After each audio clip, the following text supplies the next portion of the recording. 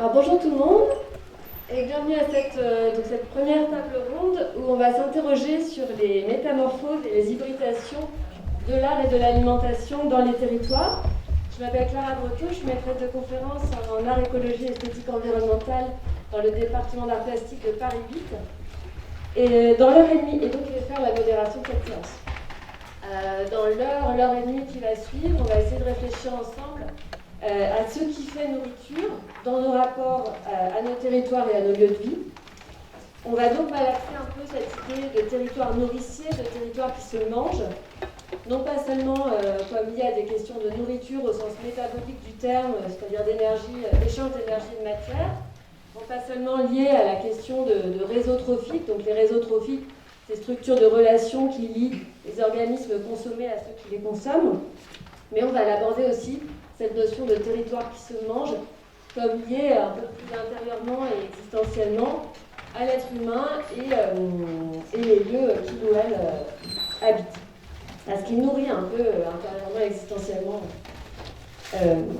l'être humain et les lieux qui habitent. Alors, avec nous aujourd'hui pour débattre de ces questions et donc nous faire part un peu de leur expérience, Marina Pirot et Dominique Leroy, qui sont artistes et fondateurs de la ferme de Carmigny, donc, qui est un laboratoire artistique de paysage basé à Rosporden en Bretagne, près de Quimper.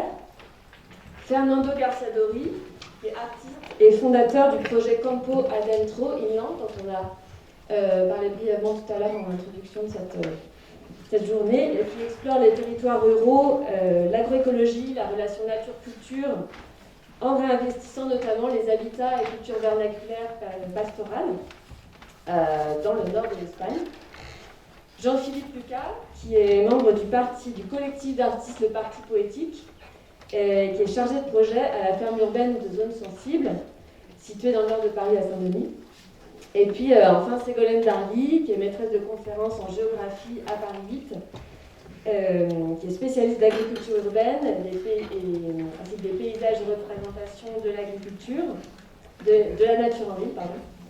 Et puis qui a engagé notamment dans le collectif de défense des terres nourricières de la ZAC des Tartes, qui est située juste en face de Zone Sensible, en Seine-Saint-Denis également. Alors, qui elles soient artistes ou géographes, dans ce panel, nos invités ont pour point commun de chercher à défendre et à prendre soin d'un lieu et d'un territoire nourricier, en faisant intervenir des pratiques artistiques ou sensibles. Et cette façon d'engager à la fois l'art et le territoire, une pratique de l'art et une pratique du territoire, autour de ce qui fait nourriture, ça pose plusieurs questions dont on va débattre. Je vous en soumettrai peut-être trois en guise d'apéritif, et puis je passerai sans plus attendre la parole aux intervenants et intervenantes. D'abord, peut-être une question théorique. En quoi ces pratiques qui sont à ce point engagées dans les fabriques alimentaires, territoriales, sociales, sont-elles toujours de l'art ? En quoi est-ce que ces métamorphoses et hybridations renforcent la pertinence de cette question de savoir si c'est de l'art ? Ou au contraire, est-ce que ça atténue, ça déplace, ça rend cette question inopérante peut-être ?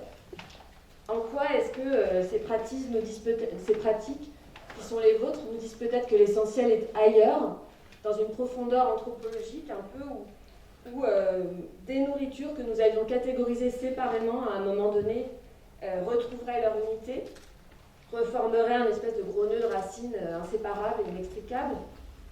Il y a quelques mois, il y a la philosophe et historienne des sciences Claudine Cohen qui a publié un livre, Nos ancêtres dans les arbres, qui s'interroge sur l'importance épistémologique et heuristique de la figure de l'arbre dans la représentation de l'histoire humaine. Et du coup, on peut se demander si penser conjointement la fabrique de l'art et la fabrique du territoire, ça ne nous demanderait pas de changer de perchoir de pensée, retrouver des perchoirs un peu plus stables et plus épais, des gros embranchements un peu où tout vient se nouer et coalescer plutôt que se séparer, se subdiviser en petits rameaux très fins et très visibles. Voilà, on peut aussi se poser une question plus pratique peut-être, par exemple, est-ce que le fait de se placer dans le champ de l'art peut représenter un avantage stratégique de par ce régime d'exceptionnalité, d'intensité d'attention, de liberté qui peut être celui-là dans notre société ? Ou au contraire, est-ce que le fait de se replacer dans le vaste domaine de ce qui fait nourriture permet de conserver une mobilité, une versatilité avantageuse, permet de rester dans cette ambiguïté dont on ne sort qu'à ses dépens, dont parlait le cardinal de Rennes. Et puis enfin, sur le plan de la transmission, en quoi aussi est-ce que c'est important pour vos lieux, pour vos pratiques entre art et territoire de se faire connaître? Quelle nourriture cherchez-vous à produire en venant participer à des tables rondes telles que celle-ci? Quelle nourriture attendons-nous de vous? Et puis surtout, quelles sont parmi ces nourritures-là celles qui sont exportables, transférables, volatiles, et puis celles qui seraient peut-être au contraire indissociables du corps, de vos lieux, des territoires et de votre expérience sensible.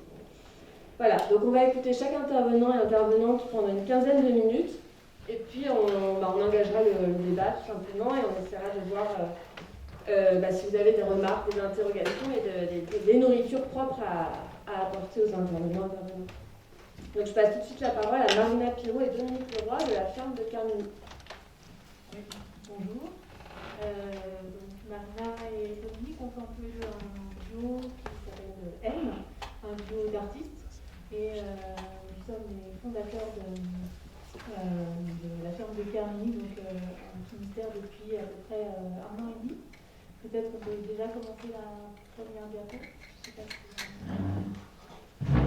on fait un signe comme ça quand on dit ça. Donc voilà une image un petit peu du site. Donc le Carmigny, c'est un archipel d'organisations en fait, forme associative. Donc on a dans le bâtiment principal une résidence d'artistes avec 300 adhérents pour le moment en fait, avec des artistes qui viennent travailler dans les lieux. Et on y a associé en fait une ferme expérimentale sur le site, puisque le site fait à peu près 12 hectares 5. Donc une ferme expérimentale, un hackerspace, donc des ateliers en fait, de fabrication en fait, sur le site. Et une association qui s'appelle EcoSoma sur les pratiques somatiques. On va passer à la diapo suivante. Pour te situer un peu donc, individuellement, peut-être, moi je me définis aujourd'hui comme artiste somatique et cultivatrice. Après, en fait, peut-être brièvement pour situer les pratiques somatiques, pour ceux qui ne connaissent pas, ce sont des techniques corporelles qui travaillent sur le ressenti et la perception du corps en train de percevoir. Et qu'est-ce qui se passe? Et moi, je travaille ça comme un matériau artistique en tant que tel. Et j'ai mené des recherches pour les associer à ce que j'ai appelé les pratiques de paysage, en rencontrant des praticiens de paysage, notamment des maraîchers, où j'ai mené un travail de 2 ans de recherche en danse avec des maraîchers qui m'ont appris le métier, le savoir-faire de maraîchage. Et du coup, ça a beaucoup nourri notre recherche avec Dominique sur les pratiques sensibles sur ce territoire agricole qui fait du maraîchage depuis les somatiques et depuis chant sonore. Donc moi je viens plutôt des arts sonores peut-être et arts expérimental. Du coup j'ai travaillé par exemple à Nantes, j'ai initié un projet art et écologie urbaine en 2005 à peu près avec des résidences, de la recherche en fait, plutôt sur l'espace public, sur la métropole de Nantes. Ici vous voyez un atelier nomade qu'on a installé en zone périphérique de Nantes, c'était il y a 4 ans, avec un petit labo en fait expérimental. On voit sur la photo de droite en train de capter du son dans l'outillage en fait de culture. Donc c'est des micro-contacts qui sont fixés sur le métal en fait de la charrue, de la pineuse en fait. Donc vraiment il y a eu un mixage en fait, un mouvement de l'art vers l'agriculture et de l'agriculture vers l'art. C'est-à-dire que le paysan qui est sur le tracteur, il est aussi concentré sur la prise de son qui est en train de se faire que moi sur la culture du rang en fait. Donc c'est un petit exemple un petit peu du rapprochement de la manière de travailler. On va passer à la diapo suivante. On voit sur le plan central un peu le domaine de Carmigny qui est cerné en noir, la ferme. Donc on a 12 hectares et demi, avec au centre le manoir, petit château de résidence d'artistes que vous avez vu, et donc tout autour les champs. Donc tout à gauche il y a un bois avec des arbres remarquables un peu partout dans le site, puisque c'est un ancien parc botanique. Donc on a des séquoias, des cèdres, des espèces importées de différents pays au milieu du 19e siècle. Et on a attenant au petit château un jardin clos de 1000 mètres carrés qui est devenu le jardin nourricier dont on va vous parler aussi en bas au sud. Deux champs, donc un champ avec une serre qui est en cours de montage pour développer la ferme. Et on a une serre à plant et des cultures en plein champ. Et tout à droite, à l'ouest du site, un verger dont on va reparler aussi un peu après. Donc sur le processus en fait de mise en place de la ferme, en fait on est dans un processus en fait de lecture un petit peu du site, avec beaucoup de contributions extérieures en fait. Aussi bien des naturalistes qui vont faire des relevés botaniques. Donc on a une association qui s'appelle Bretagne Vivante qui est venue faire des relevés botaniques de tout le site. On a des paysagistes pour la dimension historique du lieu, parce que c'est un lieu patrimonial et en pré-inventaire à la DRAC, en fait, donc le paysage a un intérêt aussi historique. Et ensuite, on a des paysans locaux en fait, qui ont cultivé les terres, qui ont participé un petit peu à la lecture, à nous apporter en fait, des indications. Donc on s'est basé, Olivier, là, qui donne une conférence de permaculture, en fait, qui est arboriculteur et passionné de variétés anciennes de fruitiers. Donc c'est tous ces apports en fait qui nous ont amenés à initier la ferme et à la dessiner en fait et de démarrer en fait le projet agricole. Et en haut à gauche on voit l'apport en fait de compost. On a démarré tout de suite à apporter du compost de foinan en fait, c'est des algues. Donc comme on est tout près de la mer en fait, on a la chance d'avoir du compost d'algues qui permet de démarrer assez rapidement le travail.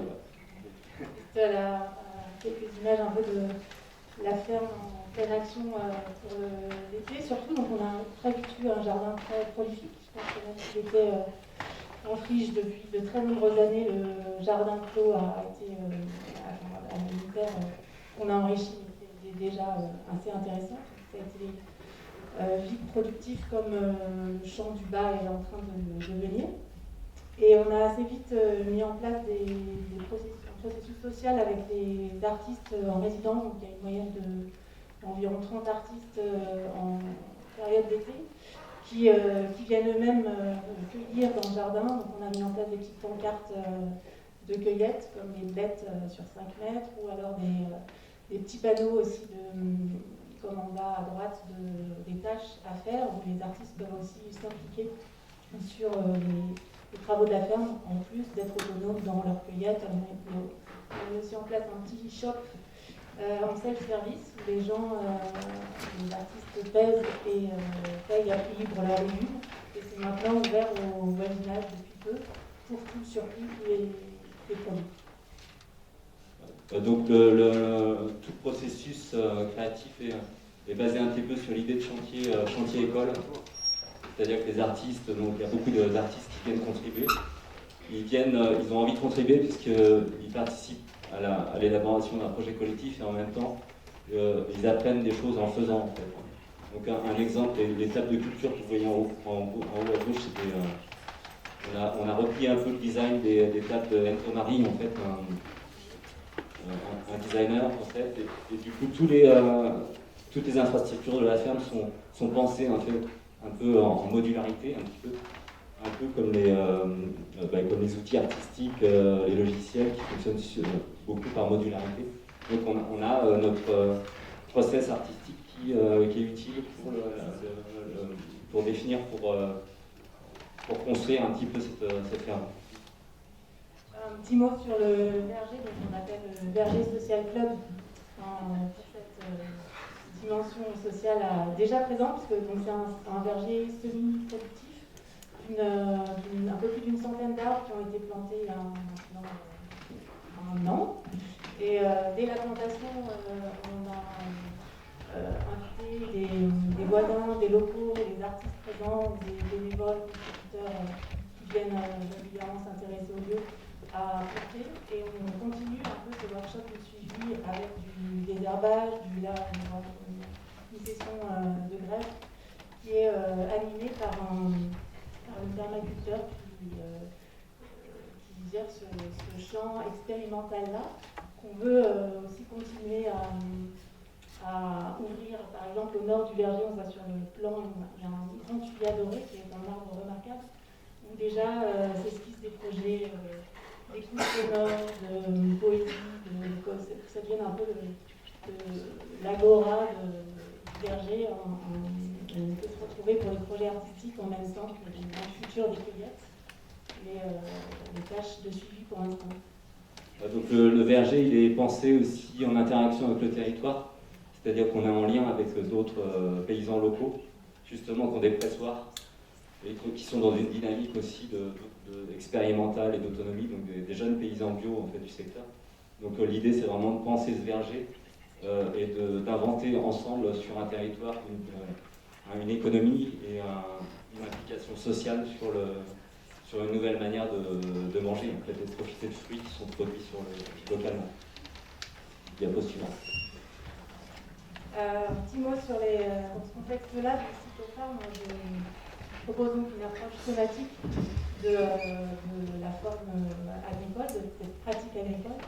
Et avant d'engager ça, puisque la ferme est en train de se mettre en place, en tout cas dans les champs, je commence par aborder les rapports de continuité entre les légumes, les végétaux, le corps et le travail nourricier par des workshops que j'appelle devenir végétal, qui travaillent le somatique à partir de deux techniques somatiques, qui sont le body mind centering et le mouvement authentique, où on part comme ça de l'exploration sur la perception et le fait de pouvoir penser des rapports de réciprocité entre nous et les espèces végétales et comment...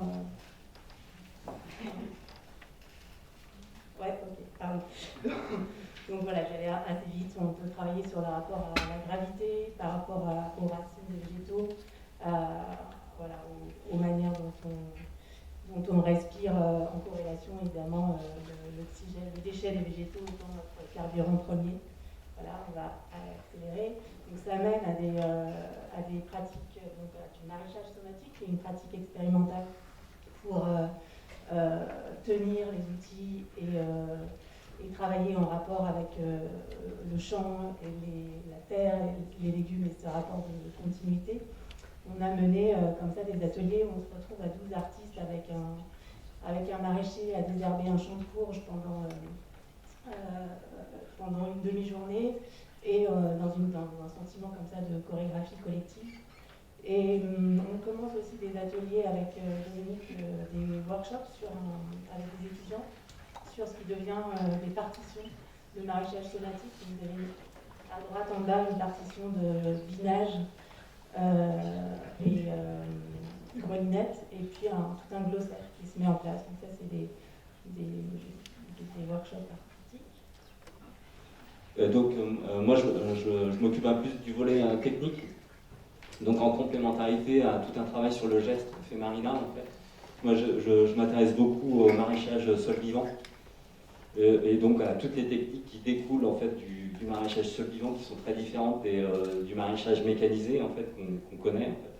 Et donc, je trouve ça assez passionnant de voir comment on peut hacker des technologies qui peuvent être développées dans l'agro-industrie, en fait, sur les grosses machineries, etc. Et comment extraire des petits détails techniques pour développer de l'outillage, en fait. Donc les outils d'artistes, en fait, comme le dessin vectoriel, comme la sculpture, le travail en atelier, peuvent aider à une autonomie technique et peuvent aider à fabriquer ses propres outils. En fait, et ce qu'on fait à Carmini, on travaille sur des semoirs, par exemple, qui sont adaptés aux planches de semis pour préparer nos plants. Vous voyez, en alvéole. On travaille sur tout ce qui est des dessins pour les calculs d'irrigation, etc. Donc c'est tout un travail sur le hacking technologique pour être autonome dans ses propres outils, et toute l'inventivité et toute la dynamique sociale intéressante autour de la question du prolongement du corps, en fait. Je crois qu'on a terminé. Eh bien, merci beaucoup. On va passer à Fernando Garçadori de Campo Adentro. Merci, bonjour tout le monde. Je vais essayer de m'exprimer en français. Premier de tout, merci à Cité des Arts, Coal, pour organiser cette rencontre. Je pense que c'est nécessaire et nous montre, quand on parle de la métamorphose de l'art, on nous montre ça qu'on fait en ce moment pour pousser les limites, pour confronter et mettre l'art à travailler dans des autres conditions, des autres contextes. La présentation qu'on avait la chance d'écouter, c'était génial pour voir cette capacité de l'art, de l'imagination, de les potentiels créatifs de la personne pour expandir l'expérience d'être dans la terre, travailler la terre, même à niveau de somatique, à niveau de créer une empathie avec l'autre être végétal, non, et son organisme, mais aussi sur notre corps, l'utilité de l'art aussi. Donc, si vous voulez passer à la prochaine, je vais essayer de parler un petit peu de ce qu'on essaye de faire à Campo Adentro. En fait, cette image, c'est une image de début du projet à 2000, le début de la deuxième étage du projet à 2015. Et je pense que c'est ça qu'on essaye, non, de proposer modèle à échelle que pourrait être aussi système de soutien de la vie dans notre cadre de référence, non, de référence avec le rôle de l'artiste, les autres espèces, et la transition nécessaire de notre modèle. Donc cette idée, pardon, cette idée d'avoir une structure devient un peu l'impératif pour créer les conditions pour l'art de l'avenir. Et en ce sens, je pense que l'hybridation, à nous, c'est penser comment est-ce qu'on pourrait devenir travailleurs culturels et de la terre ensemble. Ou comment est-ce que l'expérience du travail de la terre pourrait transformer la forme que nous comprenons là. Et aussi, comme que, avec ce langage artistique, on pourrait expandir l'expérience de ça. Donc, si vous pouvez passer à la prochaine. Maintenant, on travaille dans 3 endroits principalement en Espagne qu'on appelle les communautés pratiques. Donc, c'est la pratique, c'est très important parce que c'est le quotidien. Un village que nous sommes en train de récupérer au nord d'Espagne, les montagnes, et aussi avec les mouvements saisonniers pour le pâturage d'été dans l'alpage, pour l'estif, mais aussi à la ville de Madrid où on a le centre d'approchement à la rurale comme un espace, que c'est une espèce de fenêtre, non, à la rurale, et un liesse social, un centre social aussi avec les voisins et tout ça, et aussi les forêts, les troupeaux classe, l'école troupeau dans le parc à Madrid, et aussi à Mallorca. Donc c'est aussi les 3 écosystèmes principaux en Espagne, l'Atlantique, le Méditerranée, la région de Castille, le plateau. Et aussi ce travail qui s'est concentré dans notre espace, cette idée de nourrir notre pratique, notre quotidien, avec la confrontation. Et dans les questions de travailler avec les collectifs, à travailler avec la terre, non, dans un processus de biophysique, de transformation des paysages aussi. C'est aussi expandu dans des autres sphères, on peut dire, le monde de l'art, si vous voulez, l'art contemporain comme espace un peu lié à la globalisation, à notre intérêt, à notre projet de projection de les capacités transformatives de la culture, et aussi dans les mouvements pastoraux et nomades. Donc c'est ça qu'on essaye de faire à notre endroit de pratique, surtout en Espagne, comme j'avais dit. C'est aussi lié à la lutte des mouvements nomades et des pastoralistes dans d'autres parts du monde. Je ne sais pas, par exemple, avec la Mongolie, on travaille sur la question de comment demander la question de l'accès à la terre ou d'éviter le land grabbing, oui, l'accaparement de terre. On passe à la prochaine. Donc maintenant, on essaie de travailler sur cette question principale, la question de l'infrastructure et de l'habitat, la question avec tous ces autres aspects, comme voir le potentiel productif de cet endroit qu'on habite, et voir ça de manière aussi créative. Par exemple, on va parler de quelques exemples après. Si on produit la miel, comme si on produit la miel d'une manière qui expande aussi la notion de l'apiculture. Aussi, la question de l'économie, c'est fondamental. Travailler en réseau, le réseau de table territoire, le réseau de Lumbung, pour Documenta, le réseau de Confédération Villages, et aussi la question de la formation, comme c'est l'académie que je parlerai un peu plus après. On passe au plan. Donc, oui, ça c'était la première étage, surtout de Campo Adentro, le 2010-2013. On a commencé à travailler dans 22 villages par tous les pays pour voir ce nouveau rôle de l'artiste de village. Comment est-ce que ça pourrait contribuer à des questions essentielles de surgence locale. Et ça a évolué avec la production éditoriale, on a un petit éditorial, la production fromagère, aussi le mouvement de nomades que je vais parler, c'est la rencontre des nomades à debout.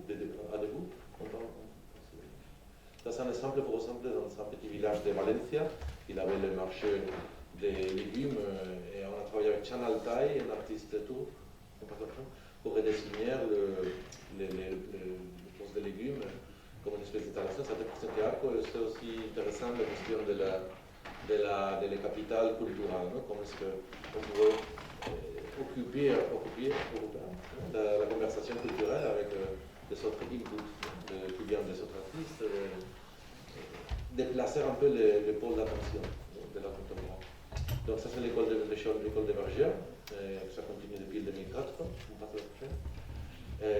Ici, on travaille sur cette question de la hybridation et transformation de l'hébergeur en tant que producteur, mais aussi maintenant gardien du paysage.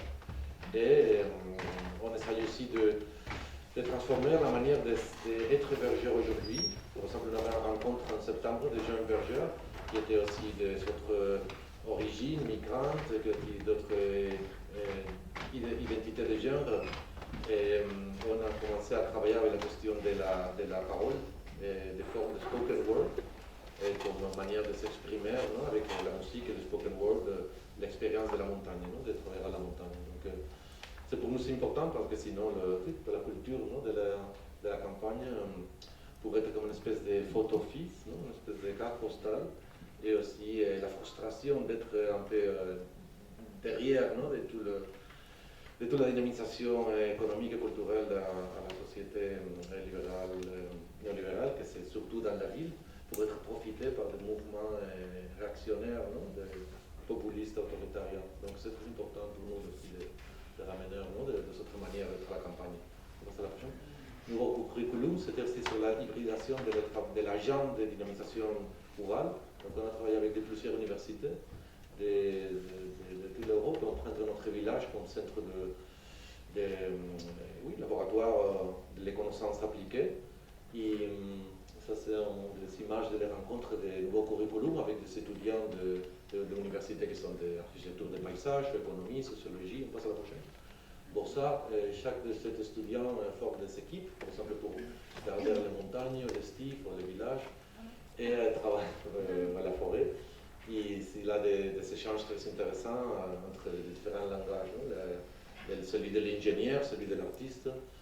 On passe à la prochaine. Ici, par exemple, une équipe d'architectes, sociologues, artistes travaille avec Nel Cañedo, qui est le berger de Campo Adentro, youtuber. Les propositions, par exemple, d'analyse des territoires à partir du fromage qu'on produit à la montagne, une espèce de rituel, jeu de rôle, pour analyser les paysages, les différentes unités et l'importance aussi d'avoir un paysage productif. Quand on en parle avant, c'est très important pour nous. Et on ne prendrait pas la campagne comme un espace de retraite, comme un espace de projection de ces visions pastorales, romantiques, mais sur les ressources premières et la capacité de nous nourrir, la question de la souveraineté alimentaire et de réclamer la gestion des ressources. On passe à la prochaine. Donc, New Curriculum continué. Par exemple, l'ensemble des projets qu'on a développés, c'est sur sur la production fromagère qu'on a chaque année, 400 kilos, avec Peter Steele, on passe à la prochaine. On a développé le Cheese Coin, que c'est une idée d'une monnaie alternative, que c'est avec les patrons fromage. C'est pas lié au patron or, c'est pas le fromage. Et on travaille maintenant avec la technologie blockchain aussi, voir comment est-ce qu'on pourrait faire une communauté de soutien et qui fait partie de ça. Et un dernier exemple, par exemple, pour la production de miel, on a gardé l'héritage architectonique de la production de miel dans la région. Ces cabines sont des pierres, donc tu peux travailler dedans, mais les rouges gardent l'extérieur, donc il n'y a pas danger. Et avec des autres idées de la curation par la respiration de la propolis, pour la prochaine. On a dissigné une espèce de cabine de respiration et de curation avec tous les essences des rouges. Et ça a été fait en fait avec un des rencontres des components, des microbiques. On passe à la prochaine. Et ça, c'est un projet qu'on a ramené de quelque manière ici. Donc aujourd'hui soir, dans une des études de studios de Cité des Arts, on a ramené la pièce sonore qu'on a produite avec un chorale,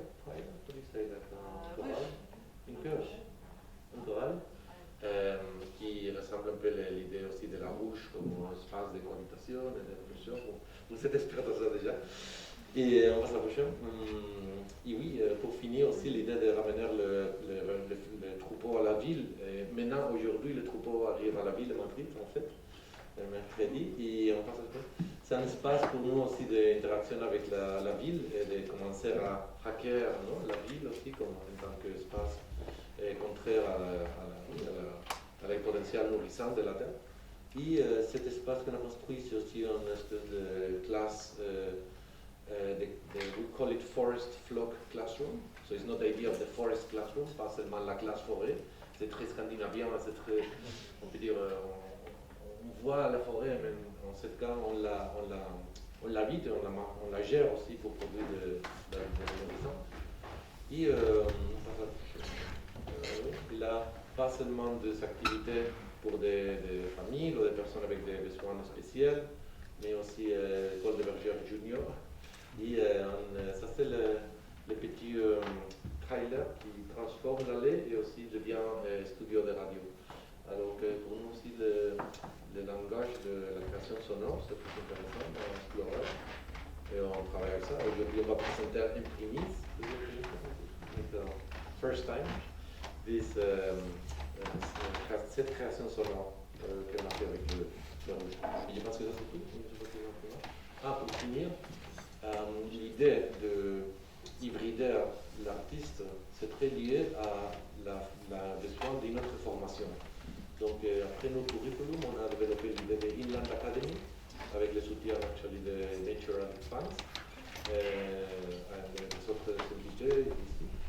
Et on va travailler avec notre espace, les institutions alliées et une faculté des experts pour toute une année former des artistes, des autres gens dans des questions qu'on a parlé déjà, le point de vue des composants sur l'art de l'anthropologie en tant que stratégie de transformation de la manière dont on nous peut soutenir dans la terre. Je pense qu'il y a des équipes à faire. Merci beaucoup. On va écouter maintenant Jean-Philippe Lucas du Parti Poétique de l'Insensible. Bonjour à tous et à toutes. Merci pour l'accueil, merci d'être ici. Juste pour service technique pour les photos, c'est un peu aléatoire, donc je vous laisse le passer comme vous voulez, c'est plutôt un support visuel à ce que je vais raconter. Donc d'un point de vue géolocalisation, l'Insensible, c'est pas très loin d'ici, c'est situé à Saint-Denis, en Seine-Saint-Denis. C'est à 700 mètres du métro Saint-Denis Université sur la ligne 13. Donc on n'est vraiment pas très loin. D'un point de vue historique, cette aire, en fait, que ce soit Saint-Denis, donc zone sensible, mais aussi l'université, et même Aubervilliers, La Courneuve, Stein, c'était la plaine des Vertus, c'était une des plus vastes planètes lumière de France, et ça nourrissait un peu tout Paris à l'époque. Il y avait plusieurs dizaines, même centaines au XIXe siècle d'agriculteurs qui vivaient ici et qui allaient livrer Paris, Les Halles en charrette. Voilà, et c'était vraiment le système de l'époque, et d'ailleurs qui repartait un peu avec toutes les bouts de Paris pour faire une économie circulaire. Et du coup, donc, ces terres, de plusieurs dizaines d'agriculteurs encore, il y avait encore une soixantaine de familles au début des années 50, avec l'après-guerre, avec l'arrivée de Rungis, avec l'industrialisation. On a décidé que c'était plus intéressant d'avoir des tours que des fermes, et du coup, il y en avait de moins en moins. Mais cette terre qui date du 19e siècle a toujours été une terre maraîchère, en fait, a été achetée par la ville de Saint-Denis en 1983 pour protéger l'agriculteur, René Kersonté, qui était dans cette ferme, pour que ça reste toujours une ferme maraîchère. C'est resté de 83 jusqu'à 2016, jusqu'à ce que René Kersonté décide de prendre sa retraite. Et du coup, ses enfants ne voulaient pas reprendre, donc il a rendu les clés d'exploitation à la ville de Saint-Denis, qui a eu du coup ce choix à faire, de dire bon, on a fait cette promesse en 1983, de dire qu'on ne construisait jamais dessus, est-ce qu'on la maintient après plus de 30 ans après, ou est-ce qu'on décide que finalement les immeubles c'est plus intéressant. Et ils ont décidé de maintenir cette tradition maraîchère. Donc il y a eu un appel à candidature de la ville de Saint-Denis pour que ça reste une terre. Et c'est là que du coup on s'est dit, bon bah alors, ça va être intéressant. Nous, qui sommes-nous?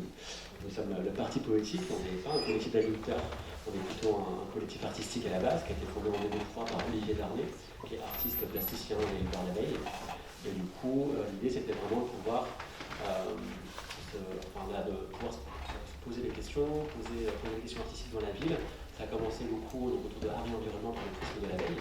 On parlait juste avant avec Antoine Lemplon et Olivier, le fait depuis 1996. En 1996, il a posé les premières ruches sur le toit de la mairie de Saint-Denis. Et depuis, il a continué. Maintenant, il y en a 120. Et donc, il y a tout un processus artistique qui se fait autour de l'abeille. Et c'est un peu de poser des avis et des questions dans l'espace public. Et on met des hommes, des humains au sein des ruches, donc un peu ce que tu montrais à l'instant, Fernando. Et du coup, en fait, j'ai eu beaucoup d'installations en France, en Europe, autour de ces questions. Et en 2016, du coup, on voit passer ce qu'on appelle la candidature de la ville. On connaissait déjà René Kersonté depuis quelques temps, et là, on se dit, bon, nous, on travaillait sur art et environnement, et on avait rajouté finalement la nourriture de nos thèmes de recherche, parce que l'alimentation, c'est un fait culturel majeur. Et du coup, on voit passer cet appel à projet, on se dit, bon, ça peut être intéressant de faire un passage à l'échelle de nos recherches.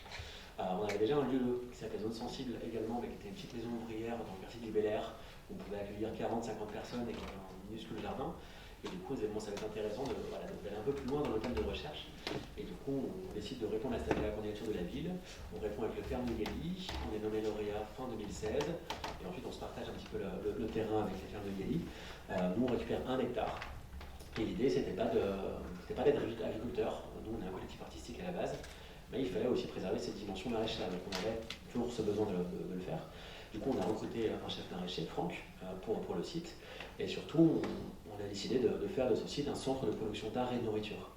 Donc, l'idée, c'est d'avoir finalement une ferme comme objet artistique qui permet de questionner nos liens, finalement, à nos 3 thèmes, donc nature, culture, nourriture, qui est un peu le fer de lance de nos recherches et de nos thématiques. Et du coup, on se sert de ce lieu comme objet artistique. Donc, on produit des légumes, on produit plus près de 6 tonnes par an, qui sont destinés à la fois des restaurateurs engagés dans des produits sains et de qualité, mais aussi on offre à peu près 80% de la production à des centres sociaux, à des associations locales engagées dans l'aide alimentaire. On voulait aussi que la production séquano-zonisienne, les habitants de Seine-Saint-Denis, profitent aux habitants de Seine-Saint-Denis, notamment ceux en situation de précarité depuis le Covid. Et on a cette dimension productive, on a une dimension productive aussi artistique. Donc on a des artistes en résidence qui viennent sur le site, qui l'utilisent. Donc juste avant, on voyait une bétonnière qui était sur l'image d'avant. Donc ça c'est Victor Romer qui était en résidence et qui a transformé une bétonnière en four à pain. Et donc ça c'est une collaboration avec un chef, ici c'est Jean-Charles Lefrançois qui a utilisé, qui a fait des ateliers de pain avec les habitants en dégustation. L'idée, c'est qu'on a des artistes qui sont en résidence, qui viennent utiliser la ferme comme support artistique de leur recherche. Et on a aussi une dimension de diffusion. On fait des concerts, on fait du cinéma en plein air, on fait du théâtre, on fait du cirque, on fait des ateliers, on fait des expositions photos, on a délimité un espace dans la ferme qui s'appelle l'espace 365, qui est dédié 365 jours par an à la création contemporaine. Donc on y accueille des expositions, avec l'art contemporain, l'artiste émergents ou non, qui travaillent sur nos thématiques. Donc voilà, l'idée c'était vraiment de pouvoir travailler sur ces thèmes. Et on a aussi une dimension pédagogique. On fait sur le site des cours de cuisine, comme on voit ici. Donc l'idée c'est de sortir un petit peu de la cuisine classique et non, on aura plein cœur de la ferme et de faire un atelier avec un chef. On accueille beaucoup de scolaires également, que ce soit des écoles, des centres de loisirs, pour faire des ateliers pédagogiques autour de la biodiversité, autour de l'alimentation, autour de l'apiculture. Et on accueille également aussi plutôt des universitaires, on accueille des workshops avec des maîtresses de conférences de Paris 8 qui viennent utiliser la ferme le mercredi après-midi sur le site. Donc nous on n'a pas de moutons, ces photos, c'est une ancienne photo, mais c'était Clinamen, qui ce n'est pas des bergers urbains à la Courneuve, qui étaient venus en transhumance sur le site. Et donc voilà, on est un lieu de sensibilisation autour de nature, culture, nourriture. Ça c'est ce qu'on fait en aide alimentaire, qui part tous les mercredis aux structures d'aide alimentaire, et également Paris 8, qu'on a livré pendant plusieurs mois pour lutter contre la précarité alimentaire étudiante. Et du coup, voilà, on a un lieu de sensibilisation, parce que l'idée c'est que quand il y a des gens qui viennent sur le site parce qu'ils veulent voir une exposition, on leur parle aussi d'environnement, on leur parle aussi d'alimentation. Quand c'est des enfants qui viennent, eux viennent généralement avec les écoles plutôt pour dire on va passer un temps au vert pour parler environnement, voir des abeilles, mais du coup on leur parle aussi d'artistes parce qu'on leur fait visiter la ferme. Et du coup, on se positionne vraiment comme un lieu hybride entre ces thématiques pour pouvoir être un objet artistique, un objet de recherche, mais aussi un lieu d'accueil et de solidarité au pluriel. Voilà un petit peu ce que je pouvais vous dire.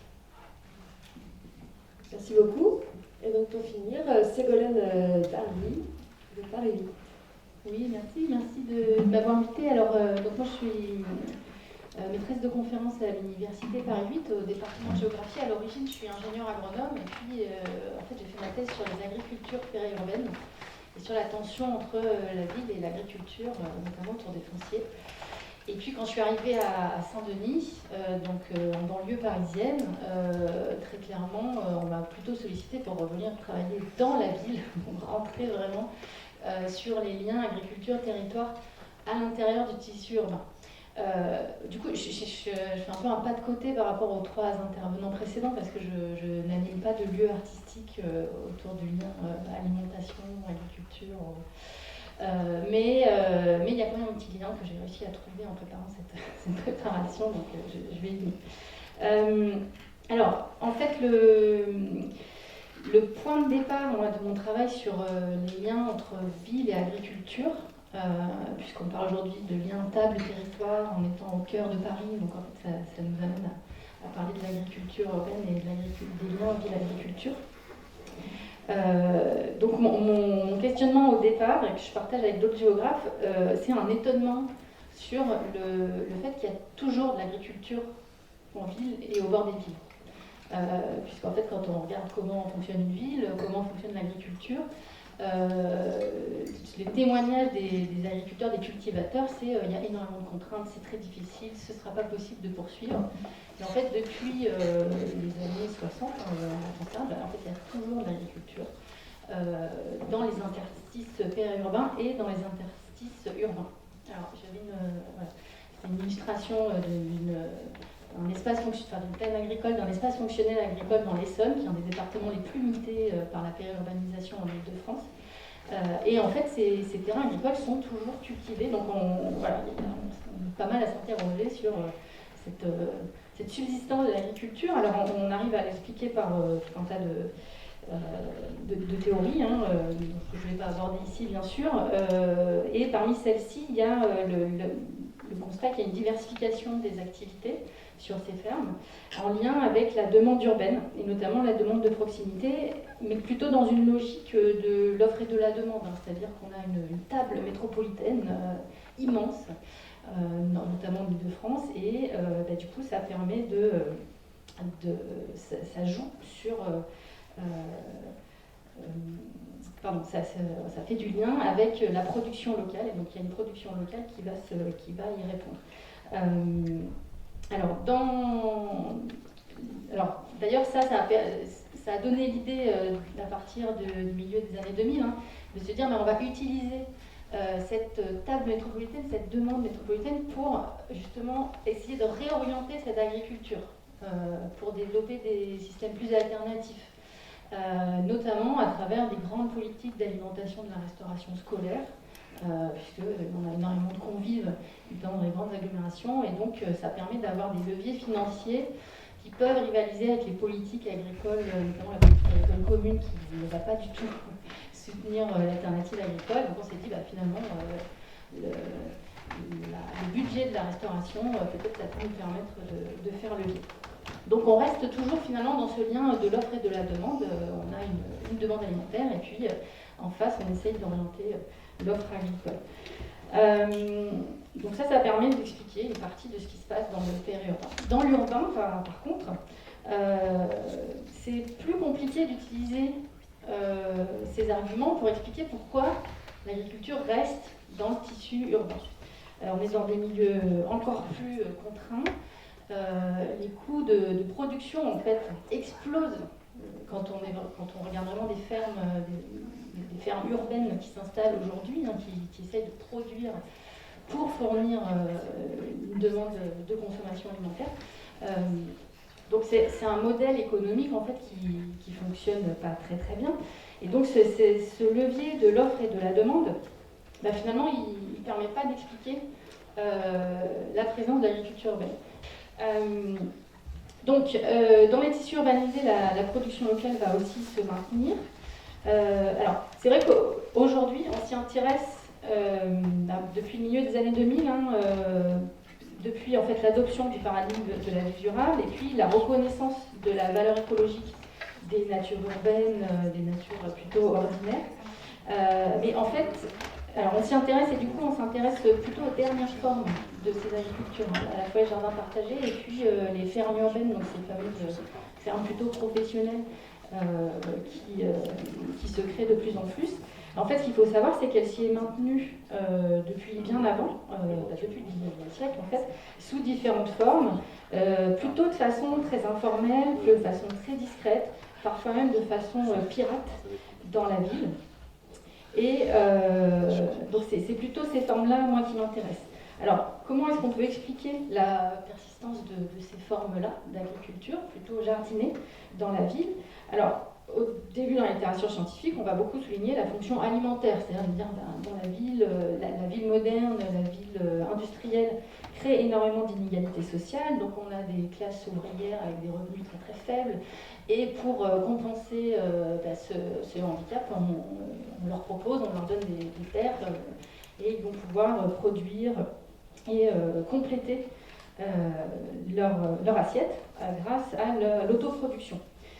Alors je trouve qu'aujourd'hui, on n'est plus tout à fait dans cette situation-là. Les revenus ont beaucoup augmenté. Il y a aussi, bien sûr, il y a toujours des problèmes d'accessibilité, mais qui n'est pas forcément lié au niveau de revenus. Et pourtant, on constate toujours une présence assez forte de ces différentes formes d'agriculture. Donc on en revient toujours à se dire, mais pourquoi donc pourquoi est-ce qu'on retrouve ces formes-là? Et donc il y a une hypothèse assez différente de celle de l'offre et de la demande, de celle de la réponse à vraiment un besoin et une insécurité alimentaire. Finalement, c'est de considérer que ces espaces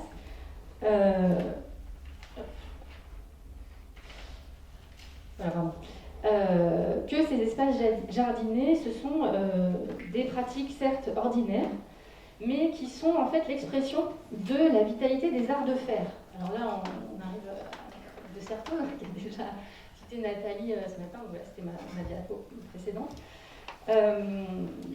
Donc, c'est l'invention du quotidien. Voilà, c'est ce que je reciter de Certeau. Donc cet art de faire, ce jardinage art de faire, qui est en fait un art du détournement des objets et des codes, par lequel on va se rapproprier l'espace et les usages à sa façon. Et ça, en fait, c'est une entrée que je trouve extrêmement intéressante pour justement aujourd'hui comprendre la présence de ces agricultures et de ces espaces cultivés en ville, plus intéressantes que les autres, parce que on saisit bien que les espaces dans lesquels s'installe l'agriculture urbaine aujourd'hui sont souvent des espaces un peu justement hors normes, dans lesquels hors normes au sens où ils ne sont pas très normés, ça va plutôt être des friches, ou des jardins privés dans lesquels il y a peu de normes en fait, d'urbanisme qui s'appliquent. Donc des espaces dans lesquels on arrive à s'extraire des contraintes qui aujourd'hui réduisent beaucoup les possibilités de maîtrise de son existence. Donc, on va chercher des espaces dans lesquels on va pouvoir exprimer ces possibilités.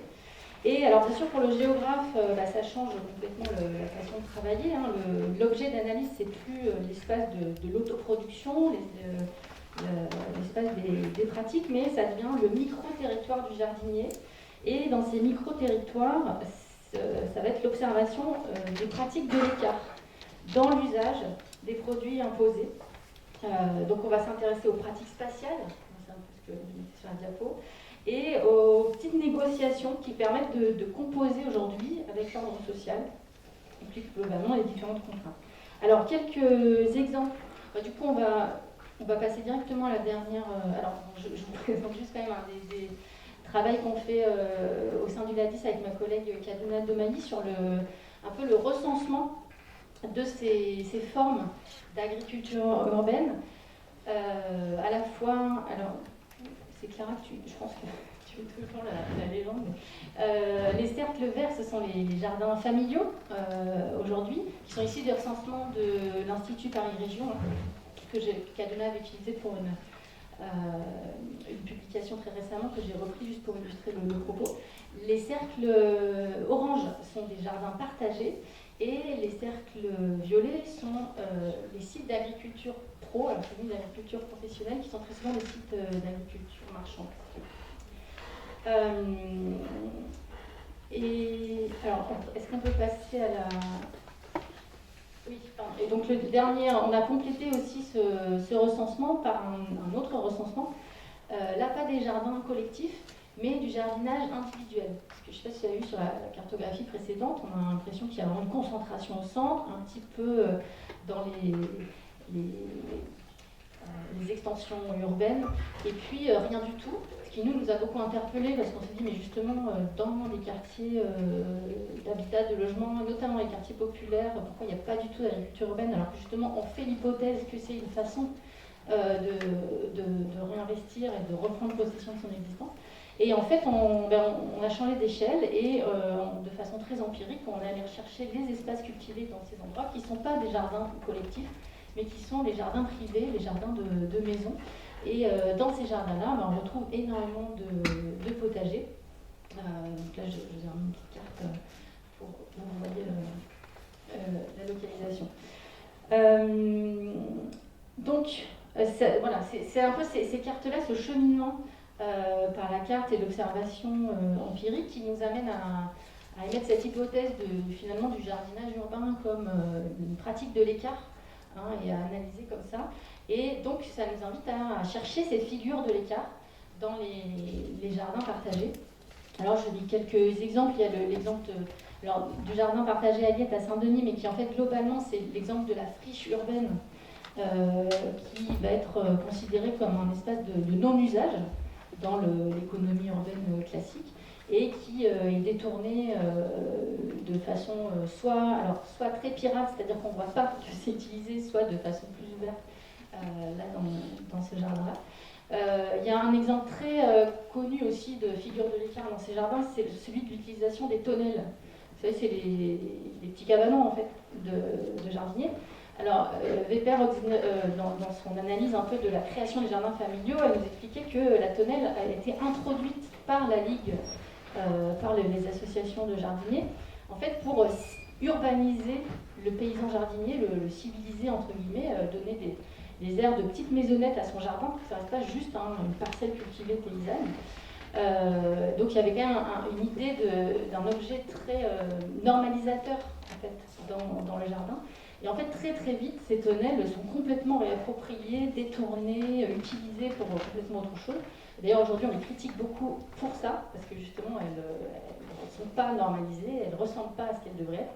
Donc très souvent, dans les négociations dans les jardins familiaux aujourd'hui, c'est on renouvelle un bail ou on vous donne l'eau, mais vous détruisez toutes les tonnelles et vous les remettez, vous reprenez les mêmes tonnelles pour que ça ait l'air bien propre et bien normé. C'est un exemple assez connu. Et puis, alors du coup, je voulais juste rebondir, parce que c'est vrai qu'il a cité en introduction que je faisais partie d'un collectif de défense de la ZAC des Tartres. Je vais peut-être conclure là-dessus, et ça m'a fait réfléchir à ce que tu as dit en ton introduction sur la question du statut de l'art, hein, qui donnerait peut-être un avantage stratégique dans ces espaces, peut-être dans l'occupation de ces espaces. Donc la ZAC des Tartres, en fait, c'est le reste, ce qui restait de la plaine des Vertus, hein, au moment où Zone Sensible s'est installée. En fait, donc Zone Sensible s'est installée sur Saint-Denis, sur les parcelles de Saint-Denis, et en face, sur les Pierrefitte-Estins, il y avait encore, enfin il y a toujours, des dizaines et des dizaines d'hectares dédiés à la construction d'une ZAC, d'une zone d'aménagement concerté. Au cœur de cette ZAC, il est prévu donc un cœur vert, et une zone verte, et à l'intérieur de cette zone, un cœur agricole. Mais dans l'entre-deux, c'est devenu une très grande friche, puisque ce qui était cultivé, donc, quand M. Kersonté est parti il y a 4-5 ans, ça n'a pas forcément été repris, et donc on a cette grande zone qui s'est enfrichée.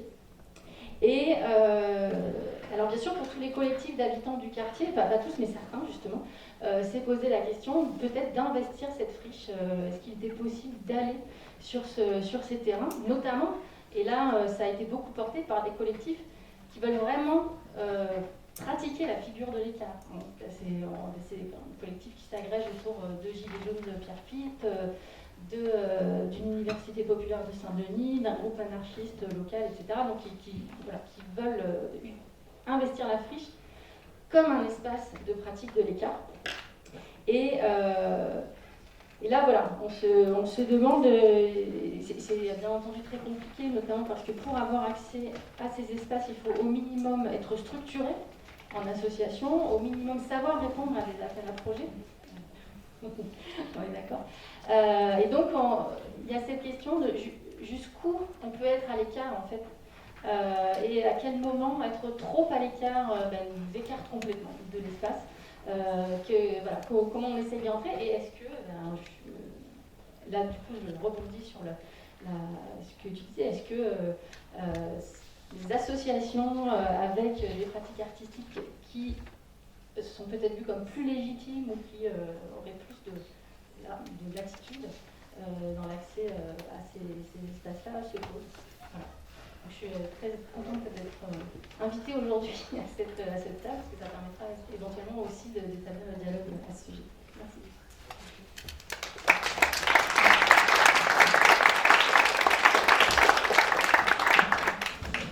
Merci beaucoup. Écoutez, on va ouvrir les échanges avec les salles. N'hésitez pas à poser vos questions.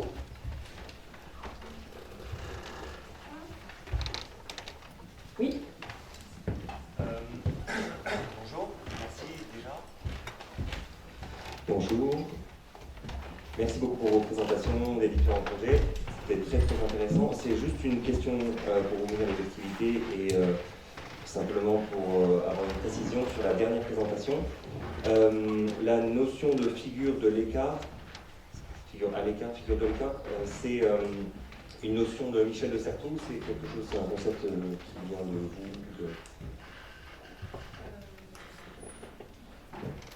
Alors,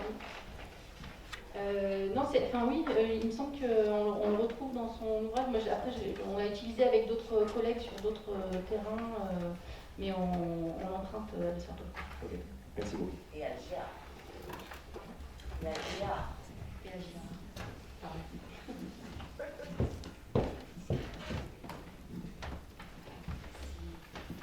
Pas de questions, je voulais juste dire que c'était absolument passionnant. Vraiment, je suis fascinée par ce que vous faites. Je trouve ça génial.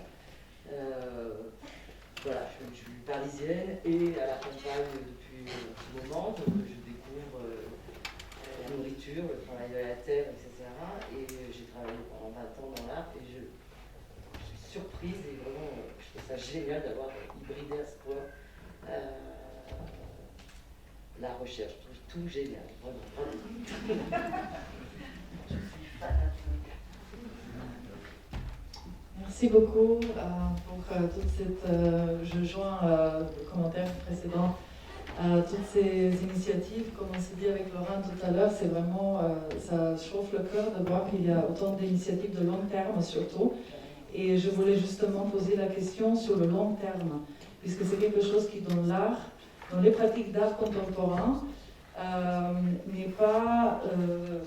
On est habitué à programmer, à faire la suite avec les nouvelles figures, tandis que dans les pratiques qui sont liées à l'agroécologie, évidemment, on a parlé aujourd'hui déjà du temps nécessaire, mais c'est aussi, on retourne aux mêmes endroits, aux mêmes ressources, aux mêmes gens parfois, aux mêmes agents du vivant. Et en fait, je voulais, vu qu'on est aussi dans un milieu qui est donc un milieu artistique ici, c'est la création artistique à la Cité des Arts, je voulais peut-être aussi poser cette question sur la complémentarité, ou plutôt une sorte presque moment pédagogique pour ces initiatives qui entrent dans le champ de l'art contemporain très institutionnalisé et très orienté par le modèle productiviste obsolète.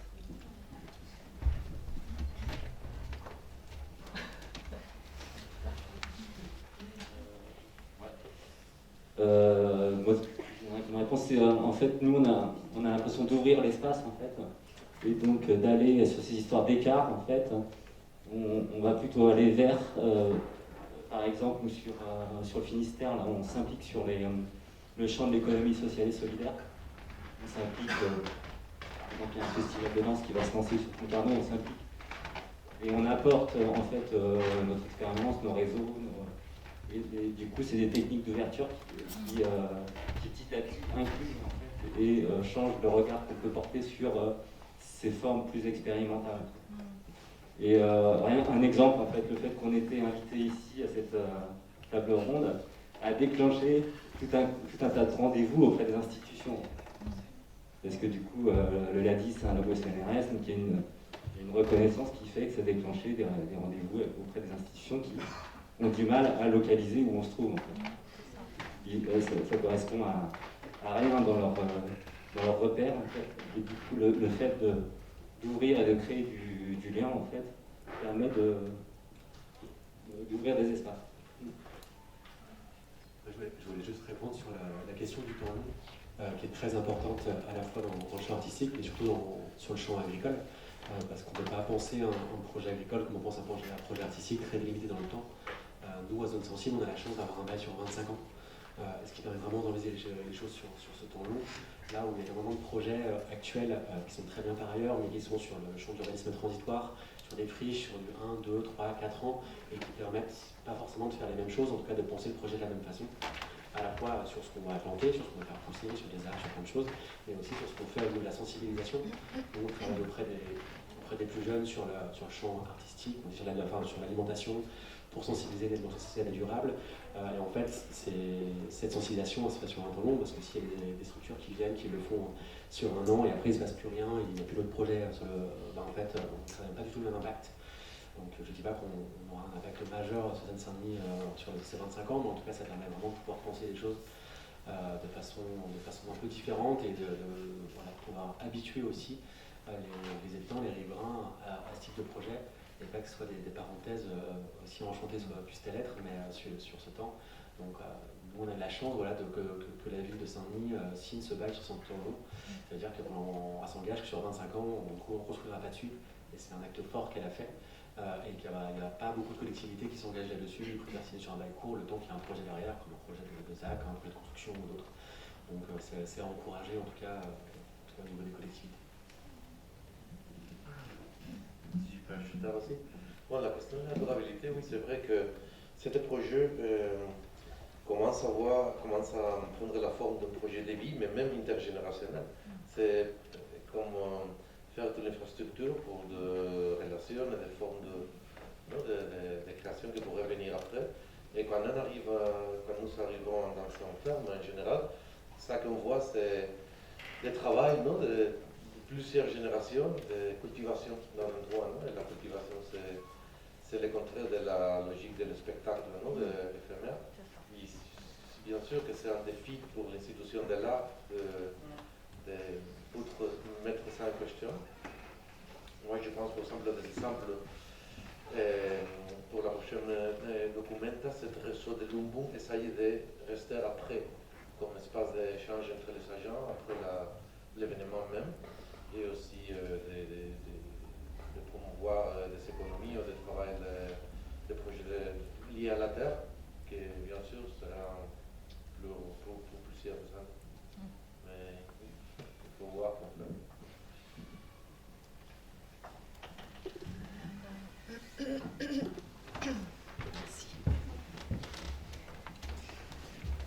Encore merci pour toutes ces propositions et cette invitation à la durabilité des pratiques dans le champ d'un art de la terre. Par rapport à votre présentation, notamment, pardon, j'ai perdu votre nom, agronome, géographe. Ségolène. Merci.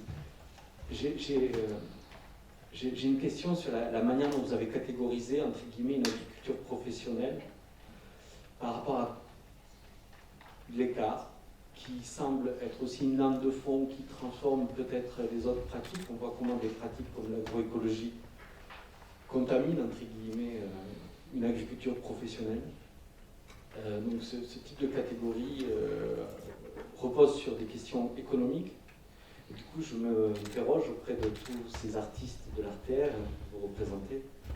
Est-ce que vous déclarez vos impôts dans le cadre d'une activité artistique ou dans le cadre d'une activité agricole?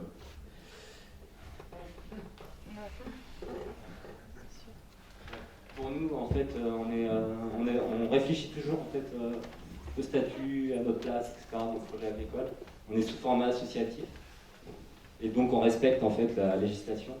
Donc en fait, je me suis renseigné, il ne faut pas dépasser 72 000 € de chiffre. Hein. Il faut que dans les activités, il peut y avoir de la vente, un tiers du chiffre annuel de l'association, mais il doit y avoir des workshops, des expérimentations, des conférences comme on fait aujourd'hui en fait. Et du coup, le statut associatif est le plus adapté pour notre projet qui est vraiment créatif et laboratoire en fait. Parce qu'un paysan, il n'a pas le temps. Il n'a pas le temps de faire des outils, il est vraiment dans la production.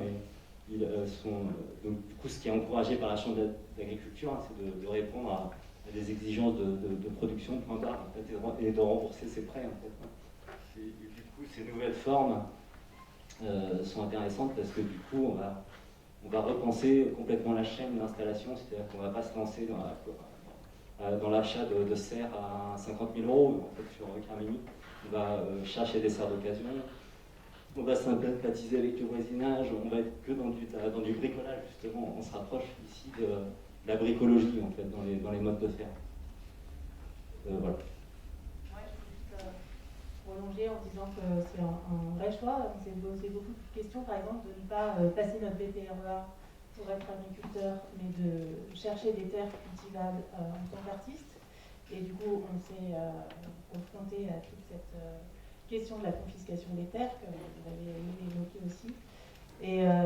Et aujourd'hui, on choisit même de ne pas demander le label bio pour toujours garder cet esprit d'autonomie, de désasservissement, et ce que tu évoquais aussi un peu je dirais pas de la maîtrise de ces modes d'existence, c'est un parti plus fort. Et, l'utopie, c'est que Carmini soit un lieu d'expérimentation à l'échelle 1 de toutes ces questions d'autonomie, de mise à l'écart, justement, de créer des alternatives, d'autres modèles, de repenser depuis le début. Donc on tient à cette... en fait, on n'a pas trouvé d'autre meilleure solution que la posture d'artiste pour être inventif, créatif, jouer de l'ingéniosité à tous les stades, dès l'implication économique et la posture sociale, etc. Et d'ailleurs, les paysans chez qui on était, les bio, en fait, chez qui on était à Nantes, disaient eux-mêmes qu'ils ne feraient pas ça longtemps, en fait, comme métier. En fait. Donc tout repose sur leurs épaules. Ils font ça 10 ans, et après, ils jettent l'éponge, ils font autre chose. En fait. Donc on n'a pas de durabilité aussi dans ces modèles-là. En fait. C'est une question intéressante parce qu'on voit que selon si une association ou si on est structures d'agriculture, on n'a pas accès aux mêmes choses ni aux mêmes droits.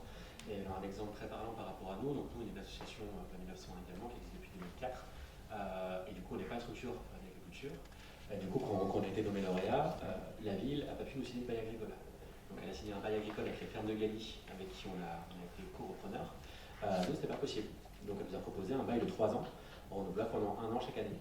Ce qui est évidemment, pour les voisins en 25, et nous on a 3 plus 1, c'est pas possible. Donc c'était un peu une bataille juridique pour que finalement on ait 15 plus 10. Donc on a pu quand même accéder à ça, parce qu'il pouvait faire d'autres choses. On a signé un commodeur, un contrat de prêt à visage, qui est utilisé dans l'agriculture, mais la ville de Saint-Denis, évidemment, on n'a pas l'habitude de faire. Donc ce qui s'est fait, mais vraiment, voilà, le fait est qu'on soit une petite association, ça, ils ne savaient pas trop gérer, et du coup, on n'avait pas accès au même droit que la Ferme de Galie, qui est une structure qui existe depuis 400 ans là-dessus. Et du coup, ce que tu disais tout à l'heure sur le côté professionnel aussi des associations, comment ils peuvent gagner aussi ces appels à projets, accéder à ce foncier, est aussi intéressante, parce qu'on voit que nous, c'est aussi parce qu'on était 2 co-repreneurs entièrement différents. La caution locale et artistique, c'était nous. Et le gros mastodonte avec des millions de chiffres d'affaires, c'était accéder à Galie. C'est parce qu'on a été complémentaires qu'on a pu accéder à ces terres. Surtout qu'il fallait aussi venir avec un apport financier qu'on n'était pas capable de faire. Mais du coup, il y a vraiment une différence un petit peu entre les deux. Il y a aussi une méconnaissance des possibilités techniques, juridiques et autres, à la fois des collectivités, des associations, des porteurs de projets. Et ça, on le voit énormément dans le champ de la culture urbaine et plus globalement du urbanisme transitoire et des tiers-lieux. Et du coup, il n'y a vraiment pas un même accès aux droits pour tout le monde. Et du coup, c'est important de pouvoir avoir un panel large, un accès large à toutes ces questions. Oui, donc je réponds juste très rapidement sur la carte. J'ai hésité à montrer ce que c'est un rangement. Parce qu'en écoutant, je me disais qu'effectivement, il y a une petite finesse dans la base de données que j'ai utilisée pour faire la carte qui n'apparaît pas, c'est effectivement dans l'agriculture pro. En fait, c'est une base de données qu'on a constituée pour justement montrer la montée en puissance des fermes commerciales à but lucratif, donc qui lèvent des fonds d'investissement, avec des promesses de rentabilité, donc qui sont vraiment dans une dynamique très très différente. Et donc là, bien sûr, ça n'apparaît pas, mais en fait, dans une autre publi, je fais la distinction entre les deux, notamment pour montrer les compétitions sur les ressources de production. On va retrouver dans les mêmes secteurs des fermes à but non lucratif, plus associatifs, éventuellement dans des démarches artistiques, et des fermes commerciales financiarisées. Et là, du coup, se repose la question de la politisation de cette question, parce que là, c'est des choix politiques qu'il faut faire, une illustration très claire sur zone sensible, mais c'est quelque chose qui en fait, globalement, notamment dans les grandes métropoles, ça pose vraiment la question de la politisation de cette question. Ouais. Moi je m'aimerais aussi, quand on parle d'un artiste professionnel, pas seulement d'un agriculteur, hein, parce qu'on pourrait dire que l'artiste, par exemple, s'il y a son taxe sur impôt dans le cadre de l'art, de la culture, c'est un artiste professionnel, c'est un bon artiste. En fait, on pourrait dire qu'un artiste qui fait pas mal d'argent dans Art Basel Miami, et il a peut-être pas trop de valeur au niveau de la composition. Cet artiste qui fait de sorte de travail à côté, dans des compositions très intéressantes, même l'art outsider, c'est aussi des fois l'inspiration des artistes plus professionnels ou établis. Mais par rapport à notre cadre légal, nous sommes en même temps un non-profit, une association sans profit, mais aussi en coopérative. Donc une espèce de double personnalité. Je pense que c'est intéressant, dépendant de l'action. Il y a le mouvement des vergeurs, des pastoralistes, qu'on a commencé à nous définir. On a discuté sur ça et on a décidé de ne pas utiliser les mots professionnels aux professions. Donc au début, on a dit être vergeur, c'est une profession, et après on a changé pour être un mode de vie. Donc la question culturelle, c'est assez important. Même si les mouvements paysans demandent la notion d'être professionnel pour avoir accès à les subsidies de la politique agricole commune, de la PAC. Donc ça c'est la question aussi, non, de la taille. Et oui, c'est un grand débat. C'est important aussi d'être sensible à ce qui peut avoir l'accès à cet espace, cette sous-ton. On n'a parlé pas trop de que cet espace d'intégration culturelle aussi de différentes cultures, et des fois avec des situations de vulnérabilité légale. Donc, ça a la capacité de devenir citoyen officiel qui demande l'accès à des jardins urbains. On va juste prendre une toute dernière question, car le temps passe. Ça vous va?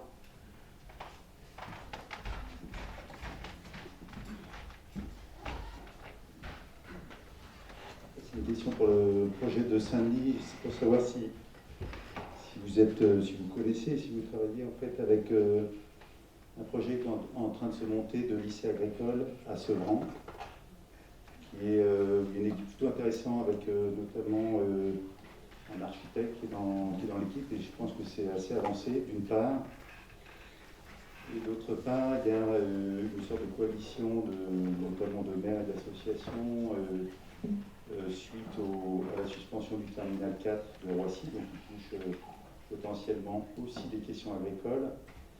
Et c'est je relève ça pour savoir dans quelle mesure vous êtes en contact en fait avec ces deux approches, avec les besoins probables de construire des coalitions, pas seulement dans le champ culturel avec l'agriculture, mais aussi avec le maire, avec des choses qui sont en train d'émerger aujourd'hui dans ce département. Alors pour répondre directement, on n'est pas en contact, à ma connaissance, avec le lycée de Sevran pour l'instant. Je pense qu'on serait très ouvert à l'être évidemment, parce qu'on accueille énormément de stagiaires, de personnes de vénéréaux qui font des BPE-là, des brevets de responsables d'exploitation agricole ou des personnes sur reconversion. Donc faire des liens avec un lycée qui est dans le même département que nous, ça a beaucoup plus de sens que le faire avec l'école du Bourret qui est à Paris. Mais nous on est très ouverts là-dessus, je pense que ça serait intéressant qu'on les rencontre. Et pour la coalition liée à Roissy, on suit de loin ce qui se passe, on n'a jamais été en contact directement là-dessus, à ma connaissance non plus, on n'est pas venu vous chercher là-dessus, puis on n'a pas fait le pas non plus là-dessus. C'est intéressant, je pense, qu'il y ait des coalitions qui puissent se monter, en tout cas qu'il y ait beaucoup plus de relations, de rapports, et de transversalité aussi entre les différents champs, les différentes pratiques, parce qu'on est toujours plus fort à plusieurs que seul dans son coin. Après, ça demande aussi de poser certains postulats, ça demande du temps, ça demande de cette organisation où nous on reste une petite association, le A 1901, on est très peu dans l'équipe, et du coup ça va pouvoir faire ce travail finalement de prospection, d'aller plus loin et de développer nos actions sur un champ plus large. On a du mal à le faire actuellement, ce serait bien qu'on le fasse plus, mais on est aussi limité par nos capacités de temps et de personnes qui va aussi avec de l'association, mais en tout cas on est évidemment preneur de l'information.